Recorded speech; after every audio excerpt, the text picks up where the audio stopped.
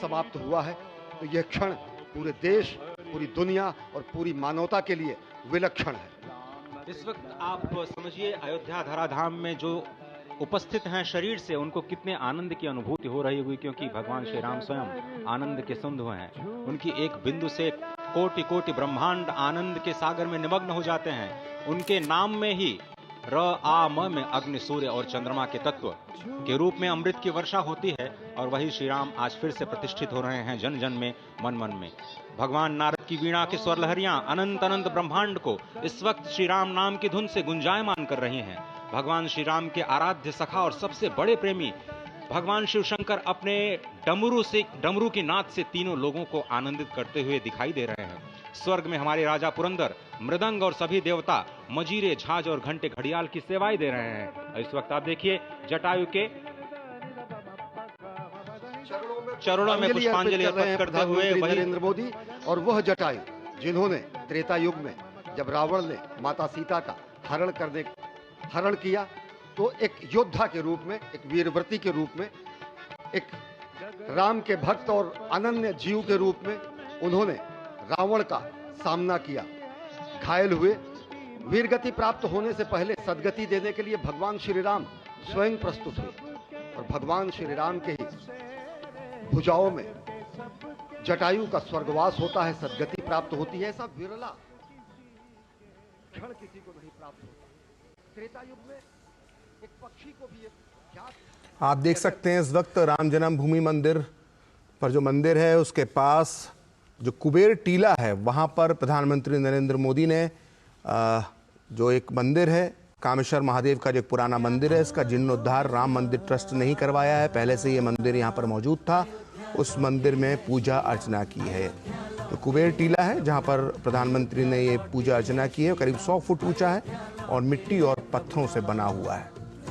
तो इस मंदिर प्रांगण में सिर्फ रामलला ही विराजमान नहीं है, अन्य देवी देवता भी विराजमान हैं। भव्य मंदिर बनाया गया है और थोड़ी देर में प्रधानमंत्री जटायु जी, पक्षी राज जटायु जी की भी प्रतिमा का अनावरण करेंगे। और जटायु के बिना रामायण पूरी तरह से कभी, रामायण की चर्चा जटायु राज के बिना अधूरी है। निखिल जी, निश्चित तौर पर जटायु राज के बिना ये चर्चा अधूरी है। और फिलहाल ये जो आप मूर्ति देख रहे हैं, रामलला का विग्रह देख रहे हैं, ये अब जीवंत हो उठी है, इसमें प्राण प्रतिष्ठा कर दी गई है। और आज का दिन बेहद महत्वपूर्ण रहा है, ऐतिहासिक रहा है। और प्रधानमंत्री नरेंद्र मोदी अभी भी इस परिसर में अगर कहा जाए तो अयोध्या धाम में मौजूद है। इसको आप देखेंगे तो इसमें बाल तत्व भी है, देव तत्व भी है और राजकुमार की छवि भी है। जी, निश्चित तौर पर बेहद सौम्य मुद्रा, बाल मुद्रा जो है भगवान श्री रामलला की इसमें नजर आती है। जी, निश्चित तौर पर। और ये सबके मन को मोहने वाली है, मन को हरने वाली है। और जिस तरह से आज प्रधानमंत्री ने अपने भाषण में कहा कि सदियों की प्रतीक्षा के बाद हमारे राम आ गए हैं, सदियों की अभूतपूर्व त्याग, बलिदान और तपस्या के बाद हमारे राम आ गए हैं, तो निश्चित तौर पर हमारे राम आ गए हैं। और उसके साथ ही साथ हमारे राष्ट्र के स्व की चेतना भी लौटी है प्रधानमंत्री के शब्दों में। और उसके साथ ही साथ कुछ संकल्प भी लिए गए हैं आज इस राम मंदिर परिसर से, इस प्रांगण से। और भगवान राम के सामने वो सौगंध ली गई है विकसित भारत बनाने की। ये इस बात की सौगंध ली गई है कि अब परिश्रम की पराकाष्ठा करेंगे और ये जो समय है यही उत्तम समय है, यही सही समय है और इस समय को खाली नहीं जाने देंगे।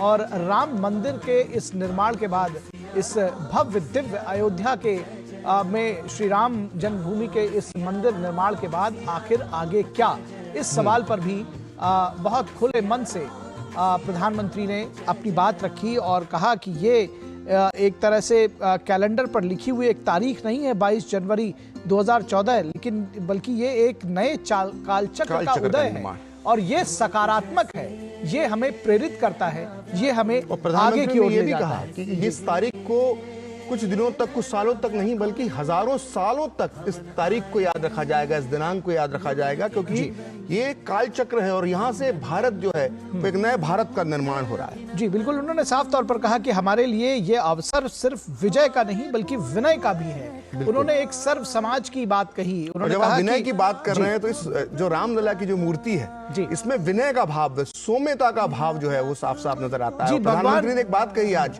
कि रामलला टेंट में थे और अब महल में पहुंच चुके हैं, अपने घर पहुंच चुके हैं। जब हमें तस्वीर देख रहे हैं तो हमें नहीं भूलना चाहिए कि किस तरह से गुलाबी रंग के कनात के बीच, टेंट के बीच में रामलला को रहना पड़ता था।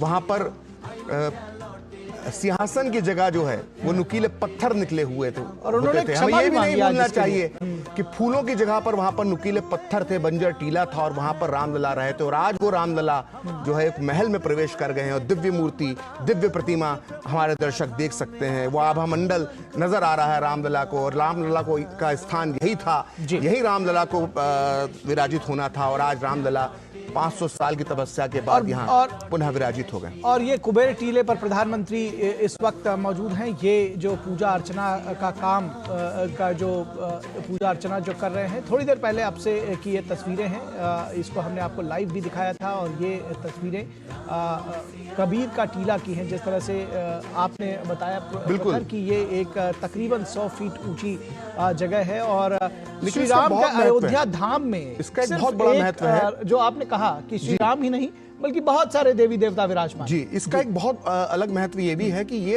ऐसा माना जाता है इस कुबेर के टीला के बारे में कि जब राम जी यहाँ पर खेलते थे, जब राम जी यहाँ पर रहते थे, तब भी ये मौजूद था। और उसके बाद इस कुबेर के टीले पे महादेव का तो ये मंदिर का जीर्णोद्धार करवाया है राम मंदिर ट्रस्ट ने, बल्कि यहाँ पर गणेश जी की प्रतिमा है, माता पार्वती की प्रतिमा है, कार्तिकेय जी, नंदी जी, कुबेर जी स्वयं यहाँ पर, और 9 देवी देवताओं की प्रतिमा स्थापित की गई है। तो इस कुबेर के टीले का बड़ा ही महत्व है। पुरातन काल में भी जब भव्य राम मंदिर हुआ करता था पहले, तो उस दौर में भी जो है कुबेर के टीले का एक खास महत्व था और लोग यहाँ पर दर्शन के लिए आते थे। और इसी कुबेर के टीले पर जटायु राज जी भी एक विशाल प्रतिमा का अनावरण प्रधानमंत्री करने वाले हैं। आपने 2 बातें कही, उनको मैं जोड़ना चाहता हूं। एक तो आपने कहा कि भगवान राम की जो प्रतिमा है ये सौम्यता और विनय भी दर्शाती है, और भगवान राम का जो चरित्र है वो उदात्त है, सौम्य है, दिव्य है, भव्य है और पराक्रमी भी है। बिल्कुल। तो जो सौम्यता और पराक्रम का अद्वितीय रूप है वो भगवान श्री राम का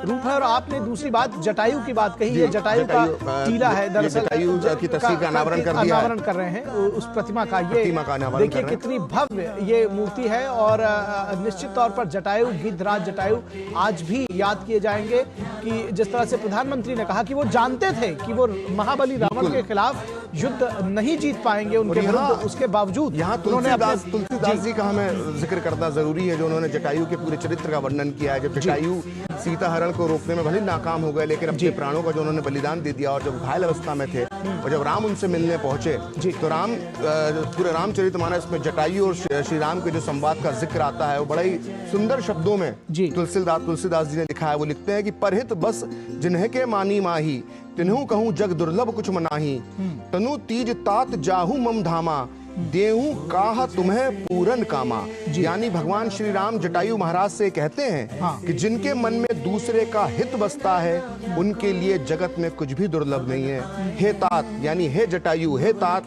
शरीर छोड़कर आप मेरे परम धाम में जाइए, मैं आपको क्या दूं, आप तो सब कुछ पा चुके हैं। ये जो भाव भीना संवाद जो है प्रभु श्री राम और जटायु के बीच में, जटायु के अंतिम वक्त में, और आज उसी राम जन्मभूमि पर, उसी राम के महल में, उसी राम जी के घर में जटायु राज की जो है ये विशाल प्रतिमा लग रही है। और ये प्रतिमा हमें याद दिलाती रहेगी हमारे आने वाली पीढ़ियों को बरसों बरस तक कि नारी अस्मिता के लिए इस तरह का आत्म उत्सर्ग करना जो व्यक्ति करता है उसे सदियों तक, सदियों ही नहीं कालों